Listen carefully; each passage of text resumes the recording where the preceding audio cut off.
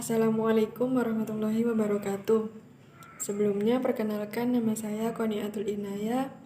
Saya mahasiswa dari Universitas Islam Negeri Kiai Haji Ahmad Siddiq Jember, Fakultas Tarbiyah dan Ilmu Keguruan, Program Studi Manajemen Pendidikan Islam.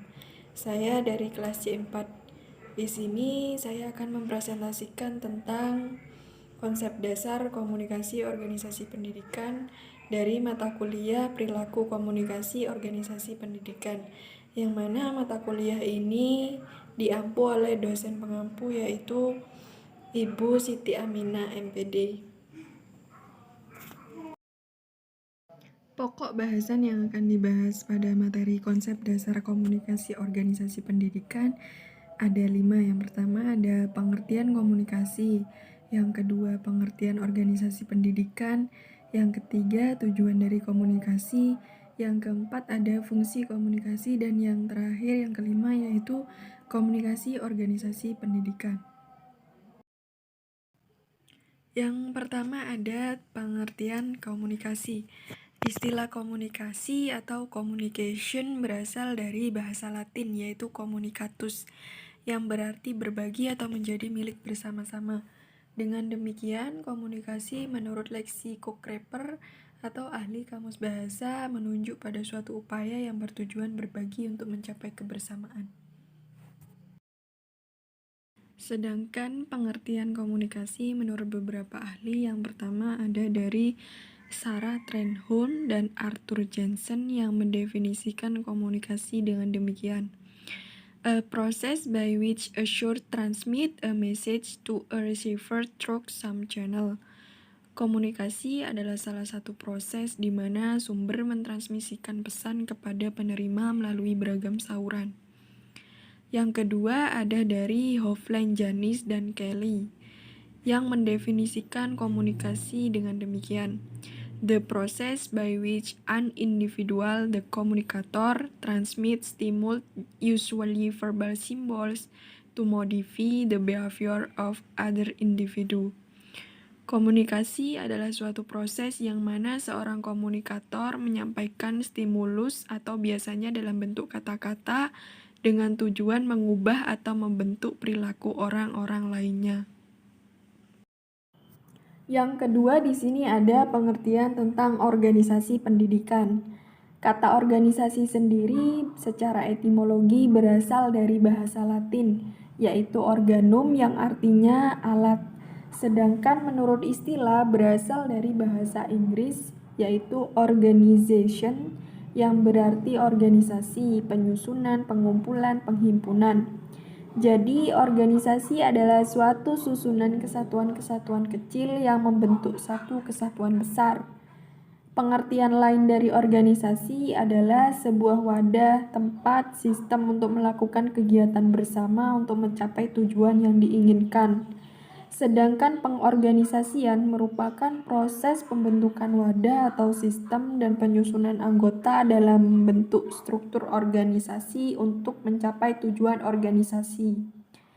Jika dihubungkan dengan pendidikan, maka organisasi pendidikan adalah wadah untuk melakukan kegiatan pendidikan guna mencapai tujuan pendidikan yang diinginkan.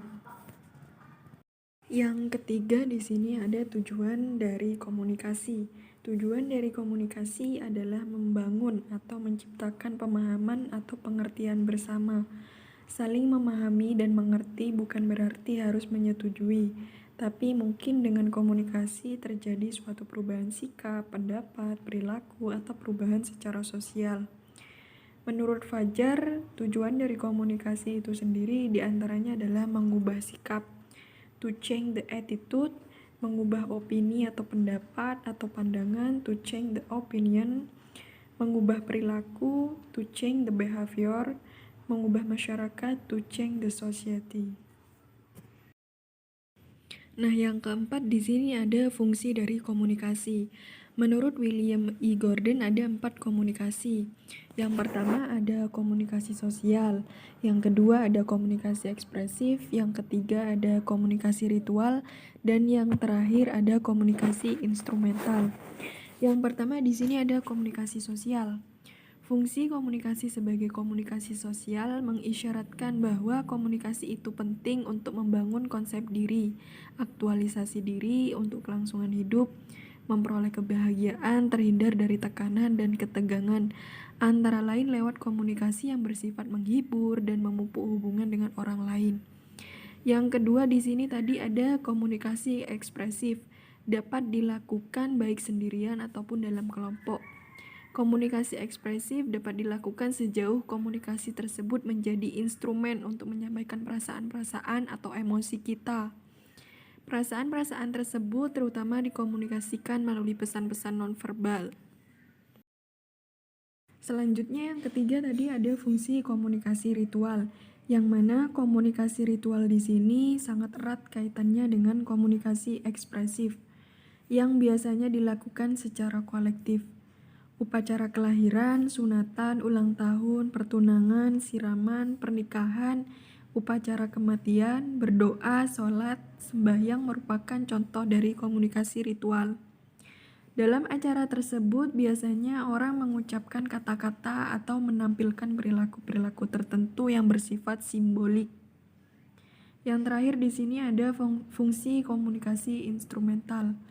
Komunikasi instrumental memiliki beberapa tujuan umum, yaitu menginformasikan, mengajar, mendorong, mengubah sikap dan keyakinan, mengubah perilaku atau menggerakkan tindakan, dan menghibur atau membujuk. Sebagai instrumen, komunikasi tidak saja digunakan untuk menciptakan dan membangun hubungan, namun juga untuk menghancurkan. Komunikasi berfungsi sebagai instrumen untuk mencapai tujuan-tujuan pribadi dan pekerjaan, baik tujuan jangka pendek maupun jangka panjang. Yang terakhir di sini yang kelima yaitu komunikasi organisasi pendidikan.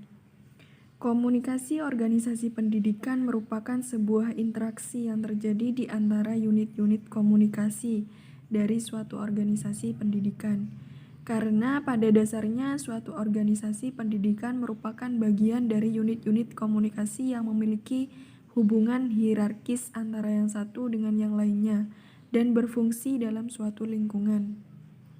Komunikasi dalam organisasi pendidikan dapat berlangsung kapan saja yang melibatkan orang-orang yang berada dalam organisasi itu, baik atasan, bawahan, atau unsur pimpinan dan unsur bawahan, antara guru dan siswa di sekolah maupun antara siswa dengan siswa lainnya, maupun antara guru dan orang tua murid dan lain sebagainya.